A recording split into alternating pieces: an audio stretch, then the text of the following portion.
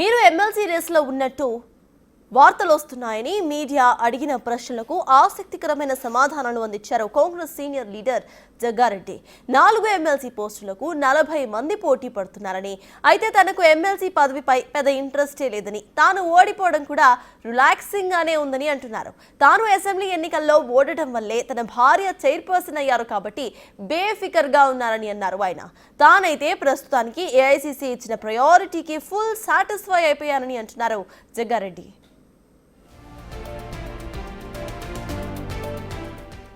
కాకుంటే తన విన్నపం ఒకటే, పార్టీలో గత 30 ఏళ్లుగా పనిచేస్తున్న కమ్మ, వెలమ సామాజిక వర్గాలకు చెందిన జెట్టి కుమార్ రావులకు ఎమ్మెల్సీ పోస్టులు ఇచ్చి ఆదరించాలని మీడియా చిట్చాట్లో అన్నారు ఆయన. వీరికి ఎమ్మెల్సీ పోస్టులు కట్టబెట్టడం వల్ల వచ్చే జీహెచ్ఎంసీ ఎన్నికల్లో ఎంతో మేలు జరుగుతుందని అన్నారు.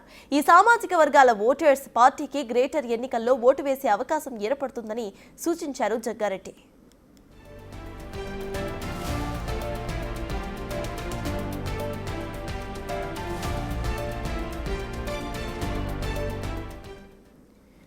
రైట్, ఇక జగ్గారెడ్డి చేసిన కమెంట్స్ కు సంబంధించిన పూర్తి డీటెయిల్స్ మా ప్రతినిధి హేమ అందిస్తారు. హేమ, చెప్పండి, తాను పోటీ చేయటం, ఓడిపోవటం తనకు మంచిదే జరిగింది అంటూ కూడా కమెంట్ చేస్తూనే ఇటు పదవులకు సంబంధించి కూడా ఆయన కొన్ని కామెంట్స్ చేశారు. దీన్ని ఎలా చూడాలంటారు? అసలు అప్డేట్స్ ఏంటి?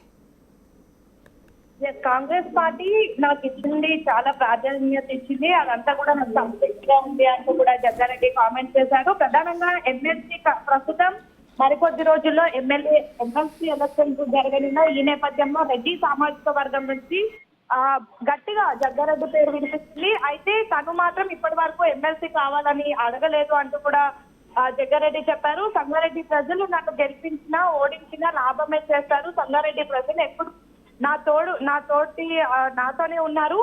అయితే ఓడిపోయాక నాకంటూ ఒక మంచి జరిగింది. ఎన్నో ఏళ్ల నుంచి కష్టపడుతున్న నా భార్య నిర్మలకు చైర్మన్ అయ్యే వెసులుబాటు వచ్చిందంటూ కూడా చెప్పారు. అదేవిధంగా ప్రస్తుతం జగ్గారెడ్డి తనకు ఎమ్మెల్సీ ఇవ్వకపోయినా పర్వాలేదు కానీ కమ్మ సామాజిక వర్గం నుండి 30 ఏళ్లకు పైగా ఎటువంటి పదవి లేకుండా ఉన్నటువంటి జెట్టి కుమార్ కు మాత్రం ఎమ్మెల్సీ ఇవ్వాలి అంటూ కూడా ఆయన ఒక సలహా ఇస్తున్నటువంటి పరిస్థితి. ప్రధానంగా ఈ అంశంపై ఇప్పటికే అటు రేవంత్ రెడ్డితో పాటు టీపీసీసీ ఉత్తమ్ కుమార్ రెడ్డి, అదేవిధంగా శ్రీధర్ బాబులు కూడా చెప్పాను.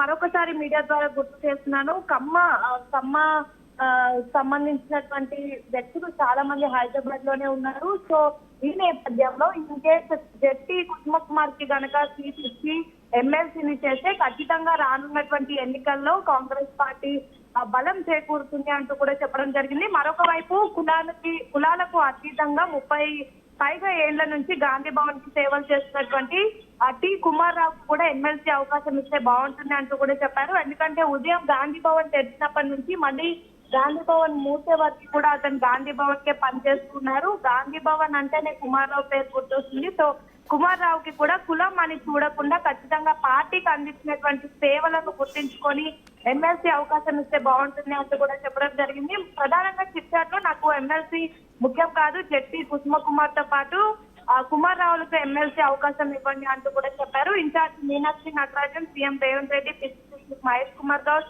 డిప్యూటీ సీఎం బట్టి విక్రమార్క, ఉత్తమ్ కుమార్ రెడ్డి, శ్రీధర్ బాబు వీళ్ళందరికీ కూడా నేను విజ్ఞప్తి చేస్తున్నాను అంటూ కూడా చెప్పారు. అయితే నాకు ఎమ్మెల్యే అవకాశం ఇచ్చినప్పటికీ కూడా చిన్న ఇబ్బందుల కారణంగా నేను గెలవలేకపోయాను, కానీ దానివల్ల నా భార్యకు మంచి జరిగింది అంటూ కూడా చెప్పడం జరిగింది. సంగారెడ్డి ప్రజలు ఎప్పుడు నాతోనే ఉంటారు, నన్ను ఓడించి కూడా నాకు మేలే చేశారు, నాకు కాస్త విశ్రాంతి దొరికింది అంటూ కూడా చెప్పడం జరిగింది. సంగారెడ్డి ప్రజలు ఎప్పుడు కూడా నా మేలే కోరుకుంటారు అని అయితే చిట్చాట్లో కీలక అంశాలను జగ్గారెడ్డి పేర్కొన్నటువంటి పరిస్థితి.